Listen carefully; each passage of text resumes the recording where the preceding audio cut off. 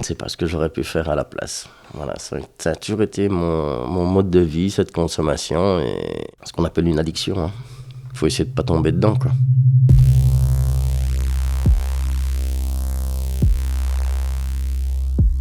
Substance et travail.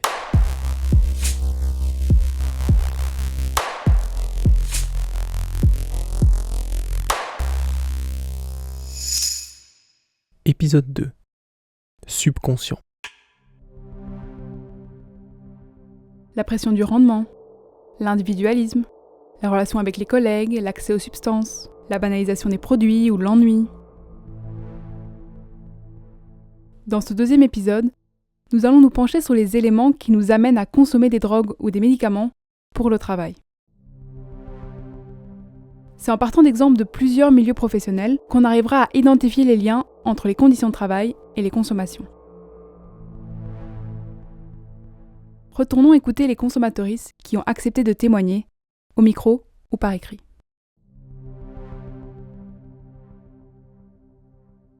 En 88, je suis rentré à l'armée. Ensuite, en 90, je suis rentré comme bagagiste dans un grand hôtel de la capitale. Et ensuite, aux alentours des années 2000, un peu avant, j'ai suivi une formation en plomberie. Et voilà, depuis ça, après, ça fait 25 ans que je travaille dans plomberie chauffage.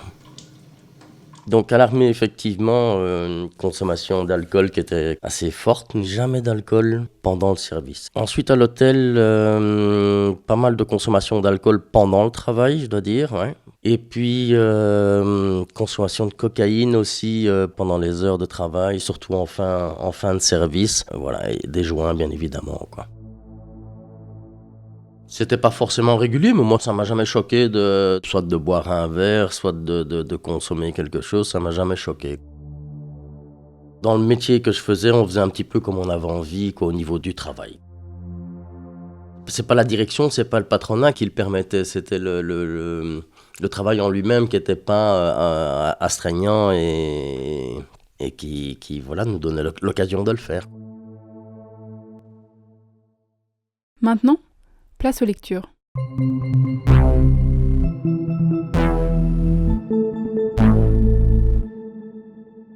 Environ une semaine avant une période stressante de ma vie, comme par exemple des examens, je prends une dose correcte de psilocybine entre 10 et 30 mg.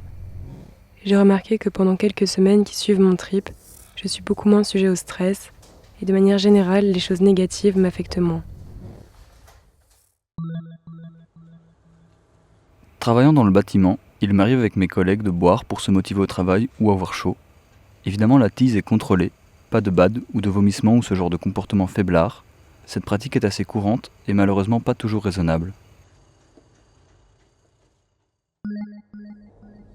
Cocaïne, stimulant, un membre de mon entourage utilisait de la drogue pour assumer au travail quasi quotidiennement pendant 10 ans.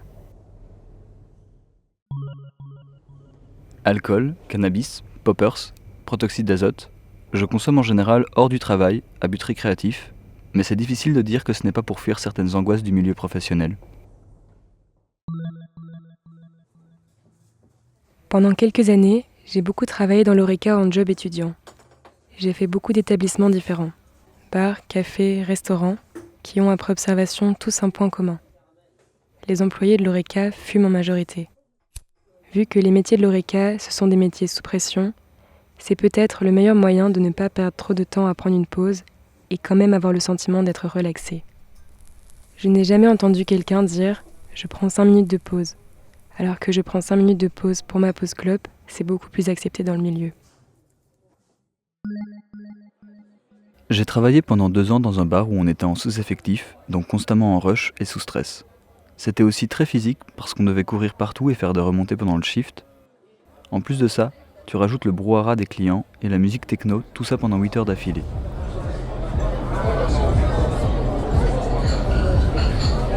C'est le combo parfait pour faire un burn-out. Donc le joint de fin de service de mes collègues, je peux le comprendre.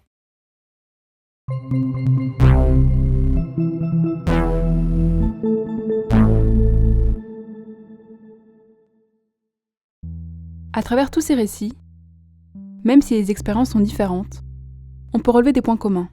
des besoins similaires. On parle de s'augmenter pour mieux gérer le stress, de se motiver pour faire face à des conditions de travail difficiles, de décompresser de ses angoisses, ou de trouver un moment de répit dans un rythme chargé. Et si on apprenait à se demander pourquoi, à un moment, on prend la décision de consommer? Qu'est-ce qu'on va chercher? C'est le souci de se sentir bien et décontracté et de pouvoir faire abstraction de tous les problèmes qui nous entourent. Surtout quand les travaux ne nécessitent pas une grosse réflexion, on peut se permettre de fumer un petit joint et d'être détendu, quoi.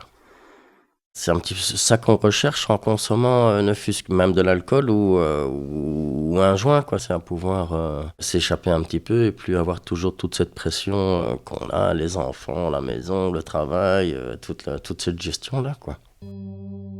On a aussi demandé à des psychologues et des assistants sociaux du secteur associatif bruxellois. Pourquoi les gens consomment?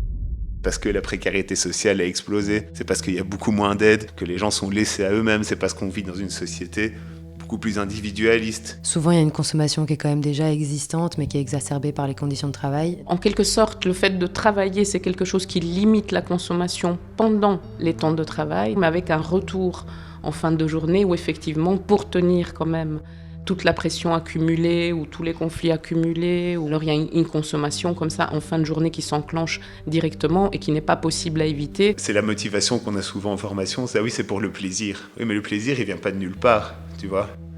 T'as pas le même plaisir à boire un verre après une journée de boulot que si on te dit à 7h du matin, vas-y maintenant, affonne une canette de jupe. Non, parce que j'ai pas envie en fait, et puis j'ai pas soif. Plus tu vas appauvrir les sources de distraction saines, plus tu augmentes le risque de tomber dans une consommation de produits qui offrent cette relâche temporaire du stress, de la surcharge, des émotions. Moi, je m'appelle Félix Dumont, je travaille chez Infodrogue et Addiction, donc c'est une association, une SBL, ici basée à Bruxelles. Toutes les consommations de drogue, c'est effectivement une drogue, une personne qui la consomme, mais un contexte de consommation. Et tu peux pas forcément changer le contexte, hein, tu as ton évaluation annuelle, c'est comme ça. Mais donc c'est vraiment cette idée de le travail qui va attendre de nous certaines performances, on va avoir recours à un produit pour pouvoir être plus concentré, plus efficace, se réveiller plus longtemps, etc.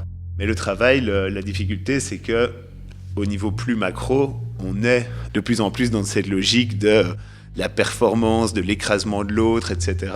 Et donc il y a des exigences très fortes qui sont placées sur les individus. On prend l'exemple de la guerre du Vietnam, où les GI, tu avais un quart du contingent qui consommait de l'héroïne tous les jours. Le gouvernement pétochait un peu, se disait quand la guerre va finir, ça va être terrible, ils vont revenir, ils vont être complètement camés, ils ont fait des centres de désintox. Mais en fait, en revenant, 95% des gens qui consommaient là-bas ont arrêté d'eux-mêmes parce que le contexte avait changé. Et pour nous, c'est ce contexte-là qui est vraiment à la base de ce que nous on appelle les motivations à consommer. Tu peux complètement t'en passer si tes besoins sont satisfaits.